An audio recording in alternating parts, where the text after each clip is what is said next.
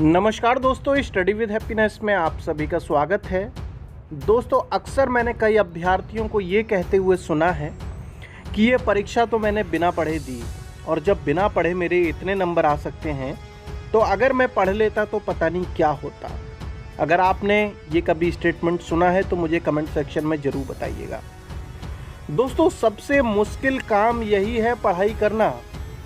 अक्सर लोग तब होश में आते हैं जब परीक्षा के 1 सप्ताह रह जाता है या 2 सप्ताह रह जाते हैं, और तब जब पढ़ाई करना शुरू करते हैं तब पता चलता है कि जो भी चीज़ों का रिवीजन करना है या जो चीज़ें पढ़नी है वो इस समय में हो नहीं सकती हैं। तो बस लास्ट में यही वाला स्टेटमेंट रह जाता है कि ये तो भैया मैंने बिना पढ़े परीक्षा दी थी। तो बिना पढ़े परीक्षा आप देते हैं और फेल हो जाते हैं तो उसमें कोई मेडल देने वाला कोई है? भले ही मैं कह रहा हूँ आप 0.25 नंबर से फेल हो गए हैं तो उसमें कोई मेडल मिलने वाला है क्या किसी को कि जो है बिना पढ़े जो है आप कितने सॉल्व कर लेते हैं? अगर दोस्तों आपने आवेदन किया है सरकारी नौकरी के लिए तो आप अपनी तरफ से पूरी तैयारी कीजिए। अक्सर अभ्यर्थी मालूम है क्या सोचते हैं कि मुझे ये सिलेबस इतना ख़त्म करना है, बहुत बड़े बड़े टारगेट बना लेते हैं। सबसे बड़ी दिक्कत ये होती है, और ख़ासकर जो एवरेज कैटेगरी के जो अभ्यर्थी हैं, ज़्यादातर जो गवर्नमेंट जॉब की तैयारी कर रहे हैं वो एवरेज में ही मानता हूँ मैं, बहुत ज़्यादा एक्सपर्ट भी नहीं होते हैं।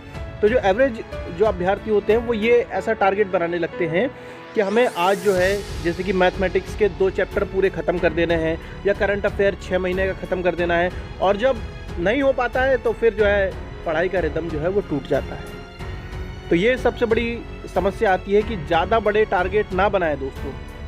अगर आपने जिसके लिए भी आवेदन किया हो किसी भी सरकारी नौकरी के लिए, जब आपको सिलेबस पता है तो आप धीरे धीरे चलिए। मान लीजिए अगर आप 100 वोकेबलरी एक दिन में याद नहीं कर सकते हैं तो क्यों 100 का टारगेट बना रखा है? 10 का बनाइए, जितना पॉसिबल हो सकता है अपनी कैपेसिटी के अनुसार जो है आप पढ़ाई करना स्टार्ट कीजिए। अगर आप ईमानदारी से पढ़ाई कर रहे हैं तो यदि आप फेल भी हो गए तो कोई दिक्कत नहीं है दोस्तों, क्योंकि आप उसमें इम्प्रूवमेंट कर सकते हैं। और यदि आप बिना पढ़े अगर आप किसी परीक्षा को दिया है और उसमें असफल हो जाए, ऐसे मैं कह रहा हूँ 100 परीक्षाओं में आप फेल हो जाएंगे, तब भी आपका कभी भी सिलेक्शन नहीं होगा। यदि आप कह रहे हो कि आप बिना पढ़े आप परीक्षाएं दे रहे हैं, और यदि आप पढ़ाई करके दे रहे हैं, पूरी मेहनत से करके दे रहे हैं, तो हो सकता है कि शुरुआत में 1-2 परीक्षाओं में आप फेल हो जाएं, हो सकता है टाइम मैनेजमेंट ना हो पाए या और कोई प्रॉब्लम हो, मगर तीसरी या चौथी या 5वीं परीक्षा में आप ज़रूर पास हो जाएंगे। ठीक है दोस्तों, तो यही मुझे आप लोगों तक एक संदेश देना था। अगर आपको पसंद आया हो तो लाइक कर सकते हैं, चैनल पर नए हो तो सब्सक्राइब कर सकते हैं। धन्यवाद दोस्तों, जय हिंद, जय भारत।